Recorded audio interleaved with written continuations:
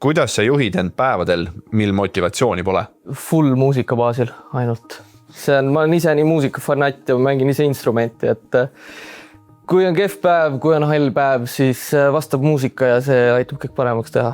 Ja ilmselt on sellest ka abi, et mul on tohutult palju hobisid, mulle tohutult meeldib igasugust erinevate niši asjadega tegeleda, sinna sisse sukelduda ja kui on kehv päev, siis ma lähen sukeldun oma 1-10 maailmast.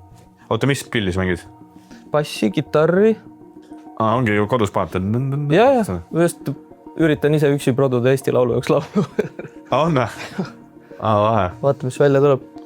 Kuidas sa mõõdad edu ja kas see on aja jooksul muutunud? Minu jaoks kõige tähtsam edu mõõtmisviis on justkui armastusega ja hoolivusega, et kui sa saad aru, et sul on palju asju, vahet pole, kas need on tegevused, on need mingid objektid, esemed või siis inimesed, siis selle järgi saab päris hästi edu mõõta, et kui sul on elus, nii nagu mul, sul on hunnik inimesi, keda sa armastad, kui sul on hunnik tegevusi, mida sa armastad ja sul on hunnik asju, mida sa armastad, siis ma arvan, et sa oled suhteliselt edukas tegelikult. Sest see üks asi on mingi materiaalne edukus või kogum, mis sul on, aga õhtu lõpuks, et elu ei ole infinite, eks ju. Et kui sa elad seda hästi hoolivalt ja armastavalt, siis ma arvan, et see on õige edukus. Minu jaoks vähemalt.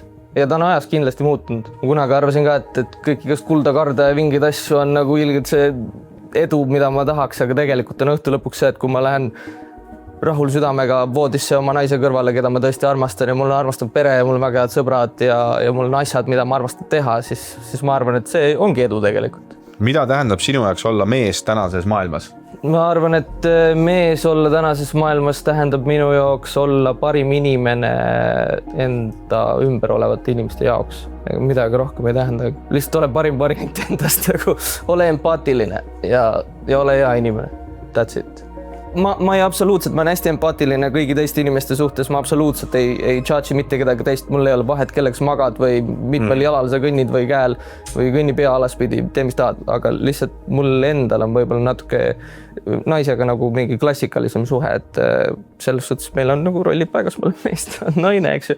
Aga meie, nagu see minu mehe roll ka võib-olla suhtes või nagu perekonnas ei ole ka see, et nüüd mina ainult rügan tööd, sa jää koju, eks ju, ja kui sul kodus hakkab igavesti söö tablette, kui sul ärevus tuleb peale, et minu jaoks ikkagi mehe roll on see, et ma tagan lihtsalt selle, et ma oleks piisavalt hooliv ja ma tekitaks hea tunde nendele, kes minu ümber on. Ma arvan, et see on mehe roll minu jaoks vähemalt. Kas sinu stiil või riietus on sulle elus uksi avanud? Ma ei tea, ma ei ole küsinud. Need uksed, kus on sisse läinud, ma ei ole küsinud seal. Ma arvan, et kindlasti on, kui sa oskad nagu riides käia, sa ei pea käima kogu aeg mingi lipsu ülikonnaga, sa ei pea olema top of the top outfitidega, eks ju. Aga kui sa oskad õiges olukorras õigesti riides käia, siis kindlasti saab sulle uksi, kindlasti keegi viska sulle lihtsalt raha selle peale, et näe, sul ilusti riides, aga sind võetakse kindlasti paremini vastu, sind kuulatakse ja võetakse võib-olla vahel veidike tõsisemalt. Siin vahepeal, kui ma natukene oma nagu erialast professiooni otsisin, siis oli küll see, et ma jumala eest tahtsin, ma saaks videointervjuu, et ma saaks näidata ennast, sest siis ma tean, et nad kuulavad mind. Meili teel ma võin täiesti toruloru nagu tunduda selles suhtes, et välimus kindlasti natukene aitab. See, absoluutselt kunagi, mul on mingid enesekriitilised nagu välimusmõtted terve elu olnud, ma ei ole nagu enda välimusega rahul, aga vähemalt ma oskan, ma tean riides käia teatud olukordades õigesti, et siis natuke võib-olla võetakse tõsisemalt mind, eks. Ja vahel on kusjuures minu arust on jumala hea point on see, et riietu rohkem nagu üle nii-öelda dress over, eks ju, või dress more, siis sa püüad võib-olla tähelepanu, aga võib-olla minu jaoks nii-öelda stilistika või kuskil riietusmaailmas on praegu see nagu riieta ennast läinud üle piiri. Mulle üldse see ei meeldi. Dress to impress, aga nagu don't dress to shock. Mulle see, this is no go nagu. Siin vahepeal oli hästi see väga sveta šoki riietused, outfitid, siis mul oli see tunne, et ma tahaks olla full hall hiireke. Sellepärast, et ütleme nii-öelda, et see väga šokk oli standard, eks ju. Väga mingi värviline silma jääb meelega rõve, et kui see muutub standardiks, siis minu arust on lahe siis olla nagu see hall hiireka ja kuhugi ära sulanduda oma riietusega, olla nagu maitsekalt basic, eks. Kas sul on mõni inspireeriv lugu seotud otseselt ülikonna kandmisega? Mäletan, hakkasime nagu koos oma tädipojaga Henri Varesega koos nagu mingit stilistika ja riide asja ajama, sest meil mõlemad isad on meil mõlemad siuksed. Ma arvan, et neil on tulnud riidehuvi mingist ajaloo huvist, nad on mõlemad mingid ajaloo fanatid natukene ja neile meeldib ka väikestesse mingitesse kitsastesse nišikäikudesse oma elus sukelduda ja uurida sealt mingeid lahedaid asju, eks ju. Ja ma arvan, et meil on mõlemalt tulnud isalt nagu see moe ja riide ajaloo huvi. Sellepärast, et minu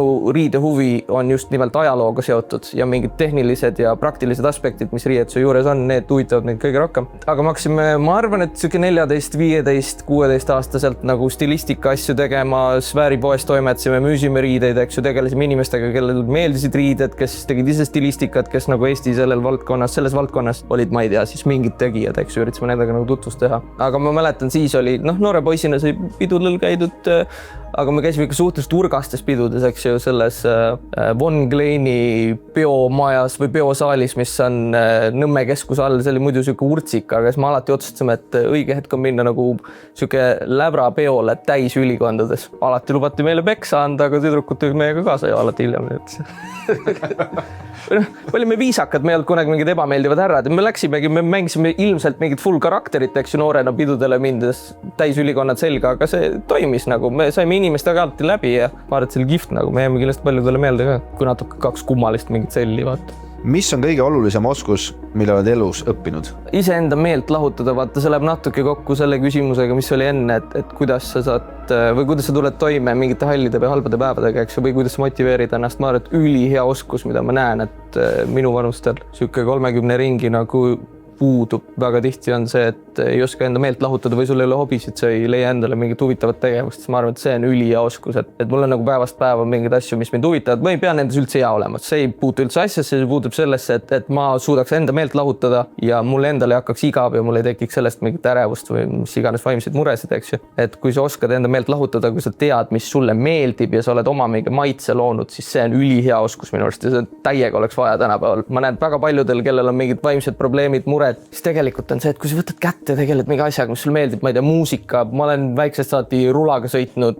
ma olen joonistanud, graafilist disaini ise kõrvalt õppinud lihtsalt sellepärast, et mind lihtsalt huvitab. Ma ei ole selles absoluutselt võib-olla mingi hea või tegija, aga see on minu jaoks põnev, eks ju, ja see hoiab mind nii-öelda või minu pead selgena.